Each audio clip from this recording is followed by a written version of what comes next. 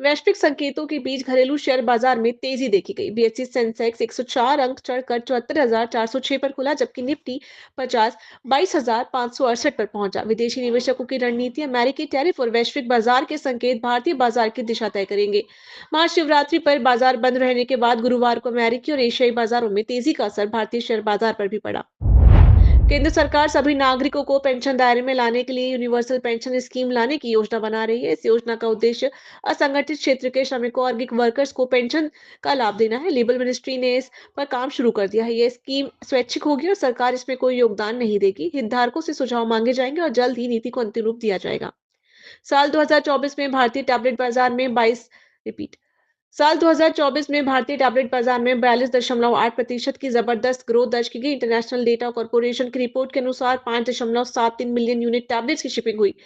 डिजिटेबल tablet segment में 30% और slate segment में 47.2% की बढ़त हुई। स्मार्टफोन के मुकाबले बड़ी स्क्रीन होने के कारण टैबलेट्स की मांग शिक्षा और कमर्शियल सेक्टर में तेजी से बढ़ी। हालांकि सरकारी ऑर्डर में देरी से चौथी तिमाही में 17% की गिरावट आई है।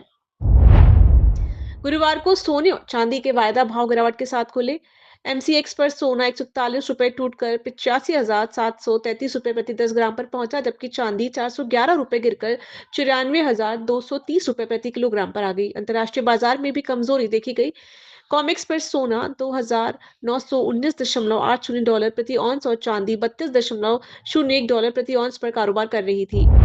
Real estate developer Godrej properties ने पुणे के हिंजेवाड़ी में स्थित अपनी परियोजना गोदरेज एवरग्रीन स्क्वायर में 1,398 आवासीय संपत्तियां बेची, जिनकी कुल कीमत 1,000 करोड़ रुपए से अधिक रही। नवंबर 2024 में लॉन्च हुई इस परियोजना को ग्राहक से जबरदस्त प्रतिक्रिया मिली है, जिससे कंपनी का रियल एस्टेट सेक्टर में मजबूत पकड़ साबित होती है।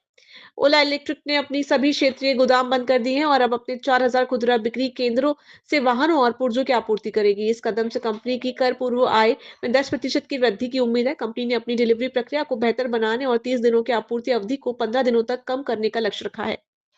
भारत के मुख्य आर्थिक सलाहकार वी अनंत नागेश्वरम ने कहा कि भारत का विकास मॉडल अन्य देशों के लिए आदर्श बन सकता है। दक्षिण अफ्रीका में आयोजित एक संगोष्ठी में उन्होंने कहा कि भारत लोकतांत्रिक ढांचे और संघीय शासन प्रणाली के माध्यम से खुद को एक विकसित राष्ट्र बनाने की दिशा में आगे बढ़ रहा है।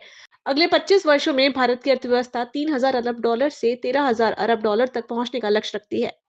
जापान की एक ब्रोकरेज फर्म ने भविष्यवाणी की कि विदेशी निवेशक भारतीय बाजार से पैसे निकालकर चीन की ओर रुख कर सकते हैं। चीन ने आर्टिफिशियल इंटेलिजेंस, रोबोटिक्स और इलेक्ट्रिक व्हीकल सेक्टर में तेजी से निवेश आकर्षित हो रहा है। भारत में उच्च मूल्यांकन, धीमी अर्थव्यवस्था और अमेरिकी टैरिफ नीतियां भी निवेशकों को प्रभावित कर सकती हैं।